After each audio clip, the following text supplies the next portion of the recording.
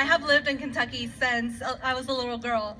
I grew up in Louisville and I graduated from Central High School, even though I've always felt like a Kentuckian, I've spent most of my life without any immigration status.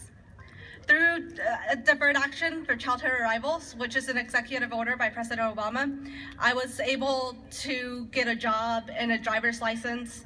I was able to go to college. Right now I'm a senior at the University of Kentucky studying geography.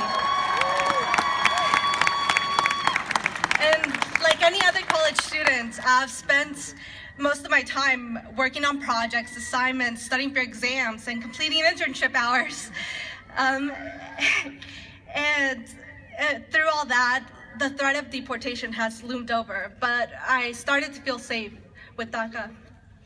However, last semester, everything changed. As I was studying for my computer science final, the election results came in.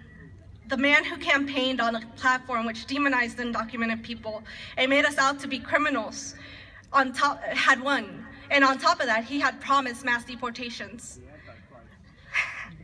At that moment, I forgot all about my finals.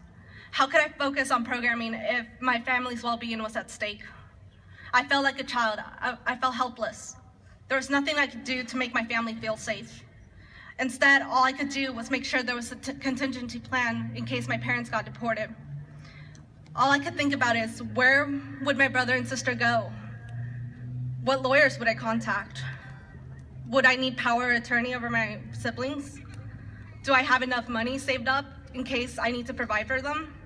Would I be deported? This is the very frightening reality for tens of thousands of Kentuckians, including children, who understand that when they leave for the school bus, their parents might not be home when they come home. Under the new and broader definition of criminal, Ms. Guadalupe Garcia de Rayos was detained and deported last Thursday. She was caught in a raid back in 2008, but under the Obama administration, she was not deemed a priority to deport, so she was able to rejoin her family.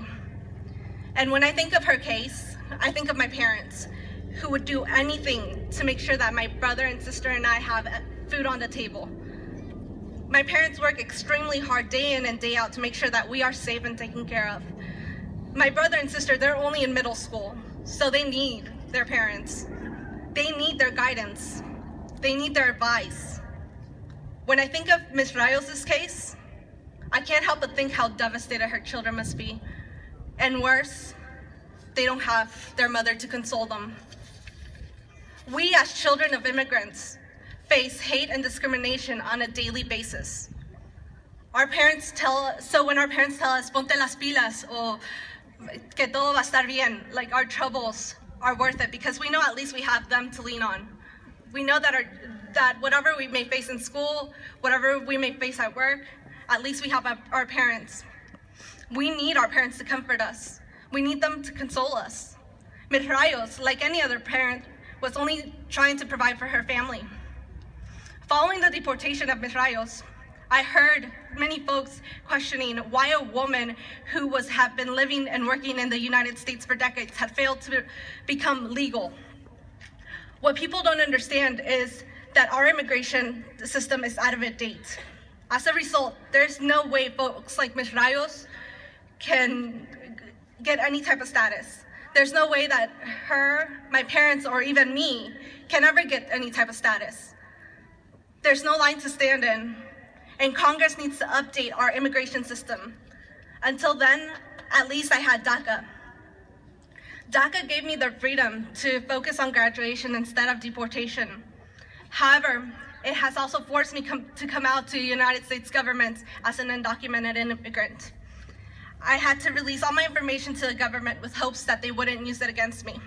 This included where I live, who I live with, where I work, and where I go to school. There are thousands of undocumented immigrants like myself that have been protected through DACA, just here in Kentucky. Nevertheless, DACA recipient Daniel Ramirez Medina was arrested and detained in the Seattle area last Friday. He told Immigration and Customs Enforcement agents that he had DACA. yet they still put him in detention, which is the first step in the process of forced deportation. They told us that we'd be okay. They told us that we as DACA recipients who are good immigrants, we'd be fine. This is terrifying because I thought I was safe. What if Danielle's case is just the beginning? I belong here in Kentucky. I belong here with you.